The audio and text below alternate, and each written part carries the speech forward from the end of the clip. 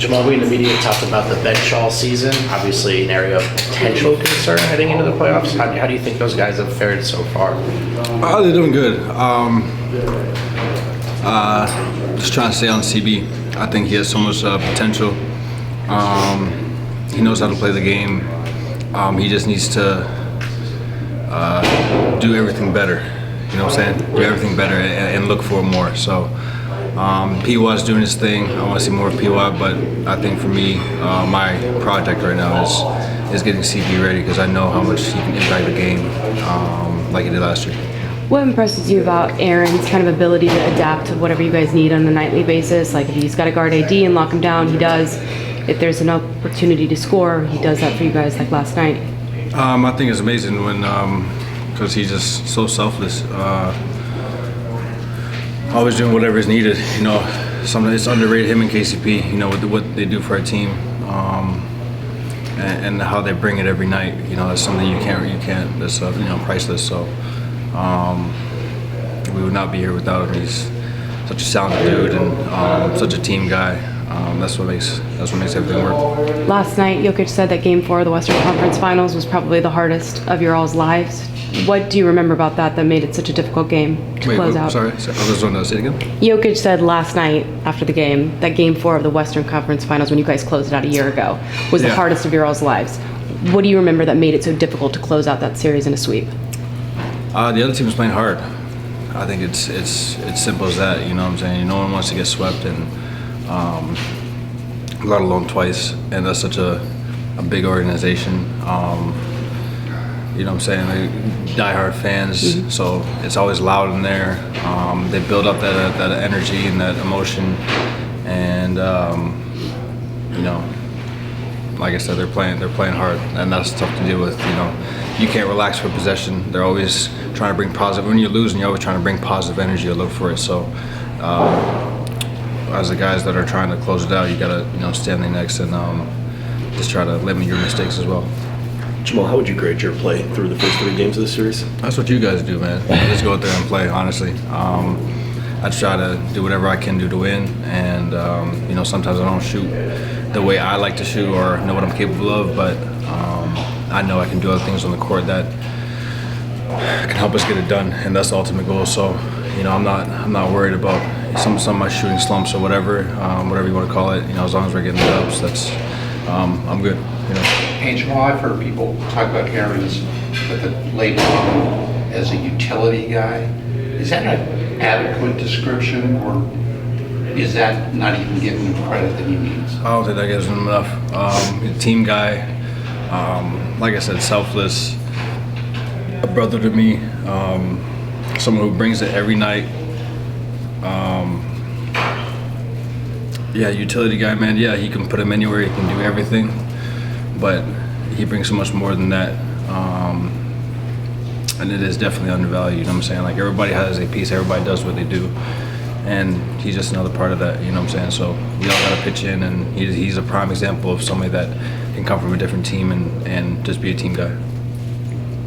For a long time, this offense was mostly you and Jokic, or maybe at times. Do you feel like it's grown over the years? Maybe that assist network is a little more fleshed out these days? Yeah, I think what Jokic said yesterday at the podium was great. It takes time to build chemistry. I always talk about, why do we work so well? I think it's just because of the chemistry. We've built it over the years. I've built bonds with these guys off the court. You know what I'm saying? Like, so when we're playing basketball, there's a lot of trust. There's a lot of belief. There's a lot of there's less doubt. There's more comfort, you know what I'm saying? There's a lot of these things that have been built up over time, and that not just scoring, you know what I'm saying? Yeah, we can both put the ball in the hole, but when you have other guys playing their game and having fun, that builds a bond, that builds the want to play with each other and look out for each other. So I think that's what it's really about. To that point, where do you feel like you've seen Michael Porter Jr.'s kind of playoff play evolve over the years? Man, just confidence. Like I said, I think a sense of comfort for him,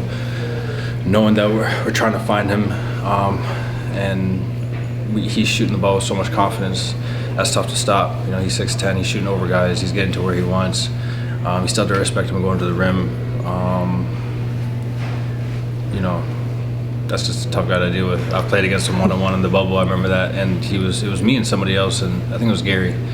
And I'm like, man, this guy's good. Just if you're playing with, just give him the space. You give him a couple dribbles, you can get to his spot. You can raise up over you and shoot. He's still physical. So it's a tough. He's a tough. Somebody's gotta. You can't have a short guy on him. You know what I'm saying? So he's a matchup problem for sure.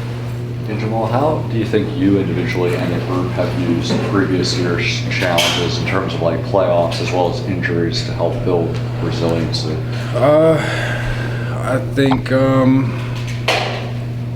I just think it's a mindset. Us coming out ready to play and using everything that we learned in our experience over the years, not just last year, but over the years to get the job done. I remember being the hunter, and now it's a little different, but like I said, it's just mental preparation. Jamal, you guys have gotten off to slow starts in each of the first 3 games. Is there one common thread there that you see at all?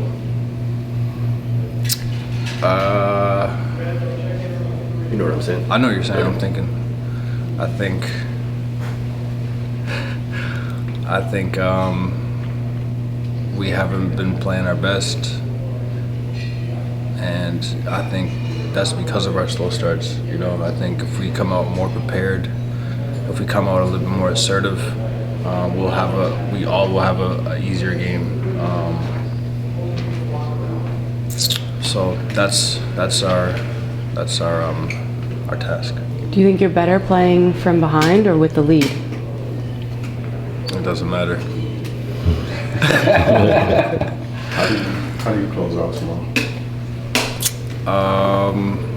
Having a better start, staying with each other. Crowd's gonna be loud, crowd's gonna be into it. They're gonna play fast and free with nothing to lose, and we gotta do the same, so I think it's just gonna come down to who can weather the storms better and who can make the least amount of mistakes. Jamal, what does it say about your team that when you do get behind, that you don't get rattled, and that you've got whatever, a quarter or a half to get your game together and come back? Is that the maturity of this team? For sure. Like I said in one of the earlier questions, I just think a sense of comfort, playing with each other, knowing what we're all capable of, and that belief system. When you believe in your team, believe in what you're doing and who you're with, that can go a long way. One more. Jamal, did it take you a bit to get comfortable playing in the playoff scenario, like looking back a few years ago, or was it something that just kind of clicked for you off the jump? I was distracted. Say it again. Did it take you, like looking back a few years, like your first playoff experiences, did it take you a little while to get comfortable playing in that setting, or was it something that just kind of clicked for you? No. Off the jump, you were... Yeah, for sure. Ready to go. Built for this. Appreciate it.